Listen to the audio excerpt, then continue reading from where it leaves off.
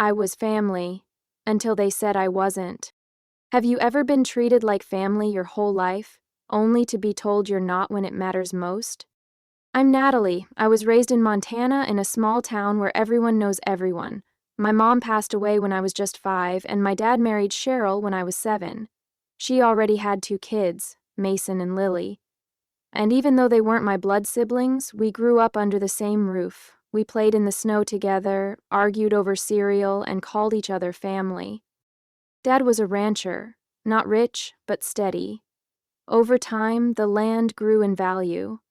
When he passed unexpectedly from a heart attack last winter, I thought we'd all grieve, lean on each other, and honor him together. But instead, I got blindsided. It started at the funeral. Cheryl barely spoke to me. Mason wouldn't meet my eyes. Lily, who used to braid my hair before school, avoided me completely.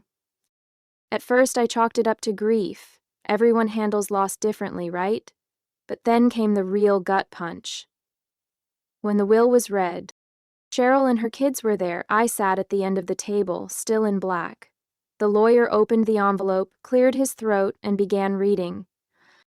Everything, my dad's land, house, savings, even his truck, was left to Cheryl, Mason, and Lily. My name, not mentioned, not even once. I stared at the paper. My ears rang. Surely this had to be a mistake. I was his daughter. But Cheryl leaned back in her chair, crossed her arms, and said it like a slap to the face. You're not blood, Natalie. Your mother was. But you? You're not his real child. They treated me like a guest in my own childhood. How do you fight for a father who's no longer here to speak for you? I stumbled out of that lawyer's office like someone had sucker punched me. The kind of blow you don't even feel right away, you just go numb. My hands were shaking, my mind was racing. I sat in my car and stared at the steering wheel, replaying Cheryl's words. You're not blood. It was like everything I believed about my family shattered in a single sentence. She didn't even try to sugarcoat it. Mason and Lily stood behind her, silent but complicit, as if the decision made perfect sense. But I wasn't some distant stepchild. I was raised in that house. I called him Dad, since I could remember. I was the one who stayed up with him when he had back pain, who helped him fix fences in the summer heat. When he forgot where he left his keys, it was me who always found them. And now they were saying none of it mattered? I went home to my little 2-bedroom apartment in Bozeman and fell apart. For the first time since the funeral, I sobbed until I could barely breathe. Not because of the inheritance, but because I felt erased. I called my Aunt Maggie, my mom's sister. She was always the voice of calm. And when I told her what happened, she went silent for a second, and then said, Natalie, your father would never have done that. Her certainty stopped me cold. What do you mean? I was there when he signed a will, she said. It was at least 5 years ago. He said he wanted to make sure you were protected, especially since you didn't have your mom anymore. I froze. So there was a will that included me? Yes, she said. I saw it. I felt like someone had lit a fuse in my chest. I knew it. Cheryl must have done something, maybe hidden it or replaced it. Suddenly, things made a disturbing kind of sense. She always managed Dad's paperwork. He trusted her with everything. Too much. I spent the next day combing through my dad's old storage boxes, what little Cheryl hadn't tossed out. I found old receipts, photos, even a copy of my school tuition check with his handwriting on it. But no will. Then, in a box labeled tax records, I found something strange. A folder from a law office in Billings, not the one Cheryl used for the final will. Inside was a dated checklist with my dad's name on it. Next to the word, draft reviewed with daughter Natalie, signed with witness present, was a red check mark. I wasn't crazy. There was another will. And now, I had a lead. You're listening to a story on the Family Revenge Stories channel. If this story resonates with you or reminds you of something you've been through, don't forget to hit like, subscribe, and tap the notification bell so you won't miss our daily stories. They rewrote history, but I found the footnotes. What would you do if you knew the truth existed, but someone buried it on purpose? That's exactly where I was. I wasn't just mourning my father anymore. I was fighting to preserve who he really was and what he meant to me. After finding that document from the law office in Billings, I called them immediately.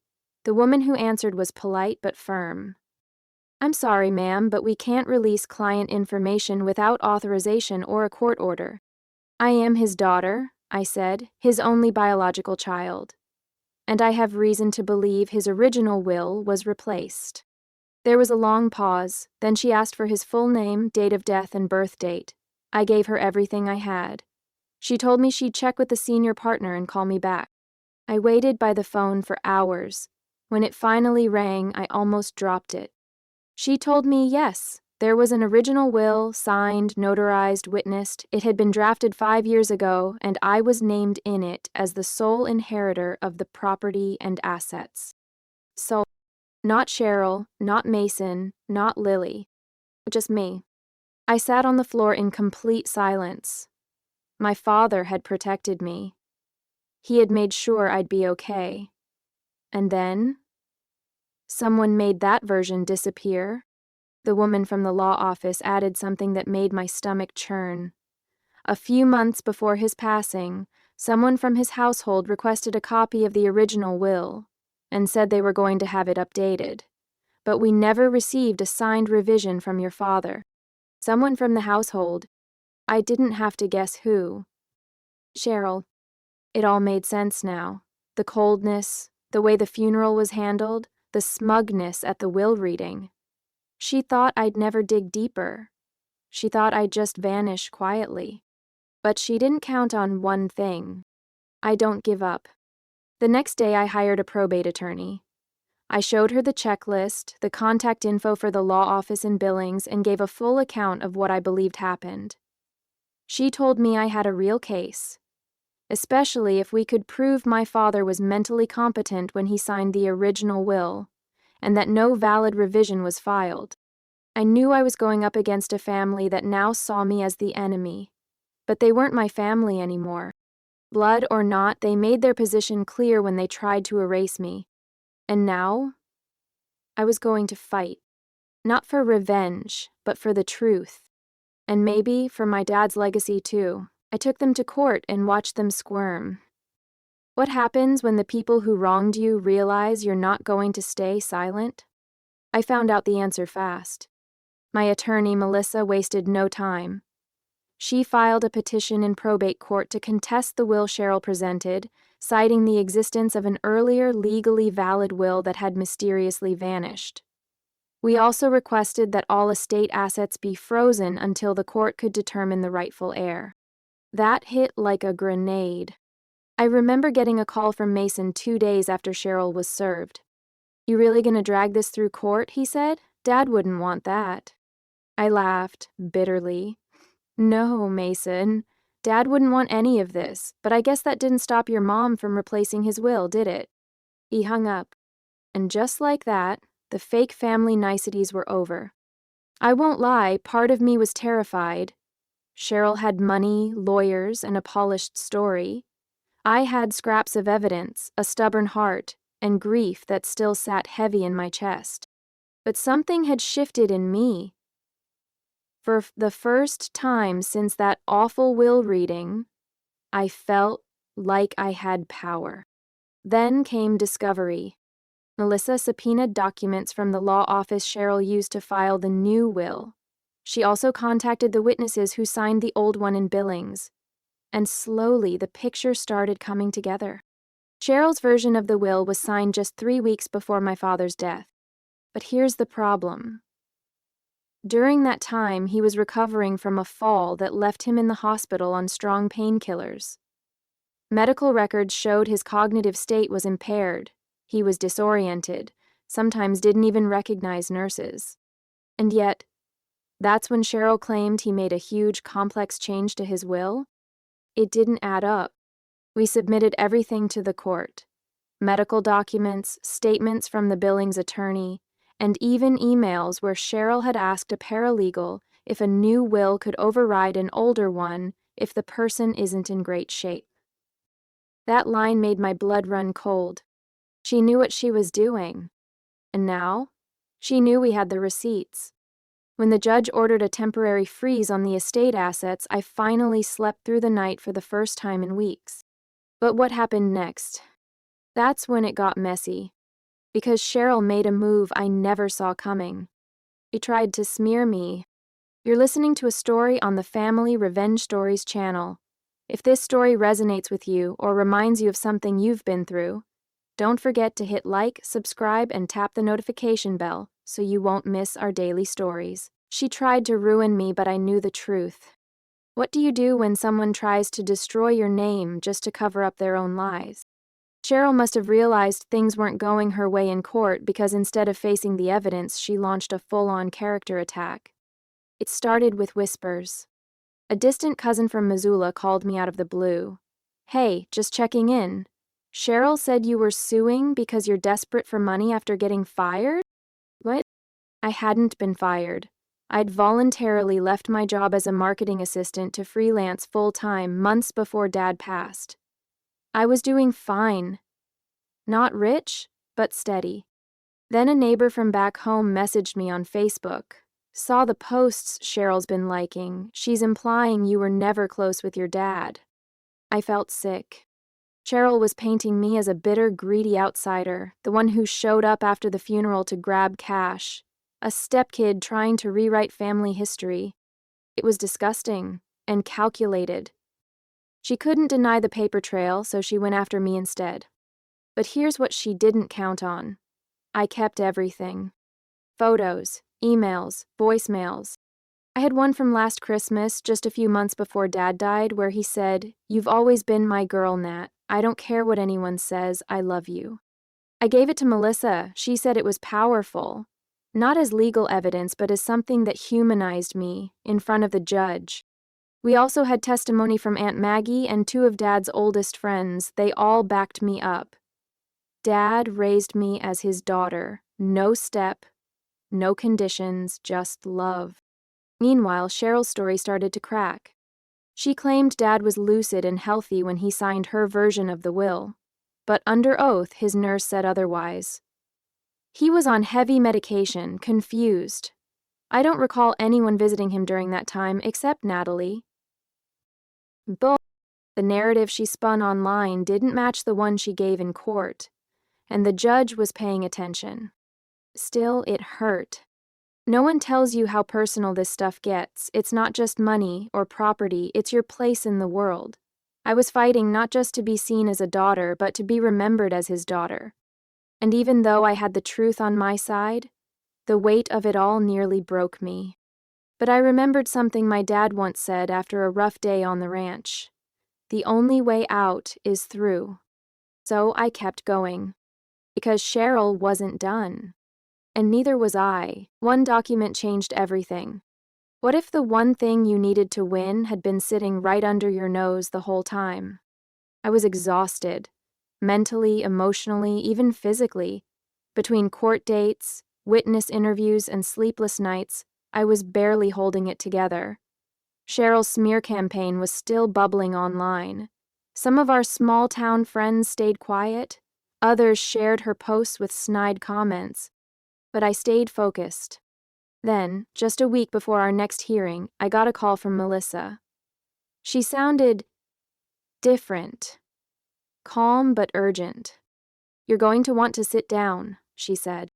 My stomach flipped. "A staff member at your father's old storage facility contacted us. He found something during a routine unit audit. Apparently, your dad kept a small safe box under his name. It hadn't been opened in over a year, and the lease was paid 6 months ahead." My heart raced. "What's inside?" "They faxed us the inventory list," Melissa said. "And Natalie, there's a signed, notarized copy of the original will inside." I couldn't speak. Not a checklist, not a draft. The real thing.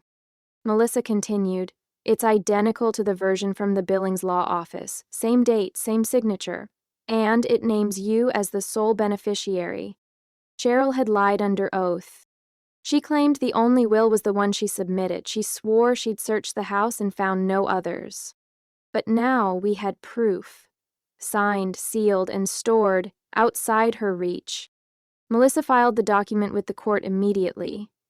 We also included evidence showing that Cheryl had accessed Dad's medical records, requested a copy of the original will, and never submitted a valid replacement.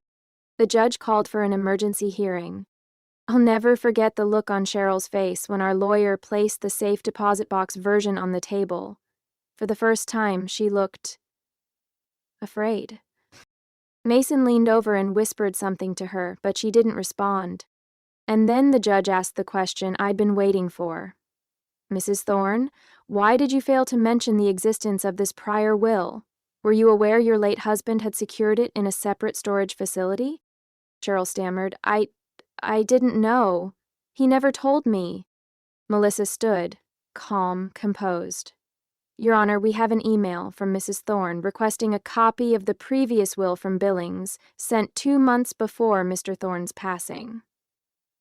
That email was never disclosed in discovery. The courtroom went dead silent.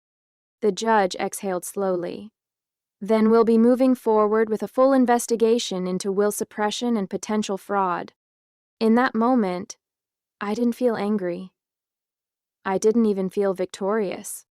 I felt seen. For the first time since my father passed, I felt like I mattered again. But the fight wasn't over yet. Now Cheryl had to answer for what she did, and the court wasn't going to go easy on her. You're listening to a story on the Family Revenge Stories channel. If this story resonates with you or reminds you of something you've been through, don't forget to hit like, subscribe, and tap the notification bell so you won't miss our daily stories. The truth finally caught up to her. What does justice really feel like? Not the movie version, but the quiet, steady kind that makes you breathe again. That's what I was about to find out. The judge didn't waste time. After the safe deposit box will was authenticated and filed, he ordered a full review of the estate and temporarily suspended Cheryl's control of all assets. For the first time, she was on the defensive. Cheryl tried to spin it, of course, claimed she was misled by the lawyer who drafted the newer will. She said my father changed his mind but was too sick to follow through. She even threw Mason under the bus at one point, saying he had taken charge of the paperwork and she trusted him to handle it. But the paper trail didn't lie. The judge reviewed her emails, the backdated messages, the paralegal's testimony, even the nurse's statements about my father's condition at the time the new will was supposedly signed. Then came the bombshell. Melissa had requested a handwriting expert to compare signatures between the two wills. The results? The signature on Cheryl's version was a forgery. The courtroom gasped. Cheryl's face went ghost white. Mason muttered something under his breath. Lily, who hadn't said a word the entire time, got up and walked out. The judge didn't hold back. This court finds that there was an intentional attempt to defraud the estate and suppress a valid legal document.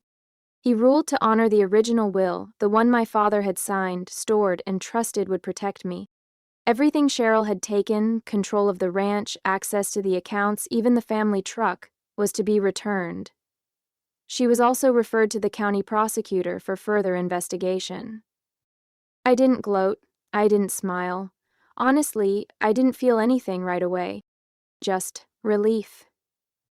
Like I could finally exhale after holding my breath for months. But here's what hit me most. After the hearing, the judge called me to stay behind. Just him, Melissa, and me. He looked me in the eye and said, "I'm sorry this happened to you. You didn't just fight for what you were owed. You honored your father's memory. That's not something we see every day in this courtroom." I walked out into the Montana sunlight and cried, not because I won, but because he saw me. For years, I thought I had to earn my place in that family, but the truth? I had it all along. Cheryl just couldn't accept it. And now? She didn't get to rewrite the story anymore. I didn't just win the will, I took back my life. What do you do after the fight is over? When the dust settles and the silence hits? That was the question I asked myself the morning after the ruling. I stood alone on my father's land, the same ranch I'd played on as a kid, the same place I once felt pushed out of. Only now, it was mine. Legally. Emotionally. But winning didn't bring the celebration I thought it would. There were no fireworks, no movie moment triumph. Just stillness. A slow, quiet settling of the soul. I walked through the barn. The smell of hay and old leather hit me in a wave. My dad's work gloves were still hanging on a nail. His hat still sat on the top shelf. This place was more than property.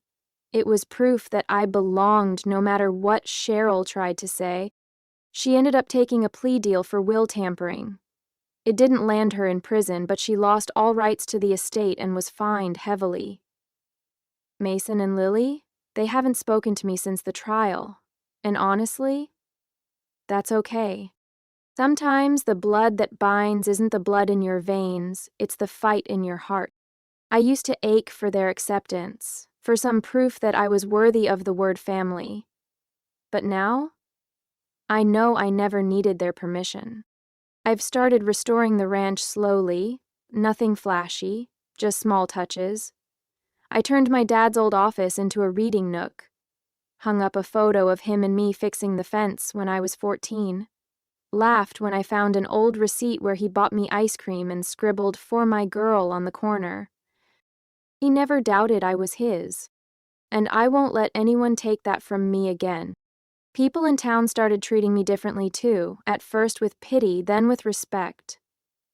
The woman who stood up, spoke out, and didn't let herself be erased. I even started writing again, just short essays, little memories of my childhood here, of my mom and dad. Maybe one day I'll turn it into a book, not because I need to tell the world what happened, but because I want someone out there, maybe a woman like me, to know she's not alone. Because that's the thing about betrayal. It can break you, but it can also build something stronger in its place. So no, I may not have been blessed, but I was family, and in the end, I won anyway. You're listening to a story on the Family Revenge Stories channel. If this story resonates with you or reminds you of something you've been through, don't forget to hit like, subscribe, and tap the notification bell so you won't miss our daily stories.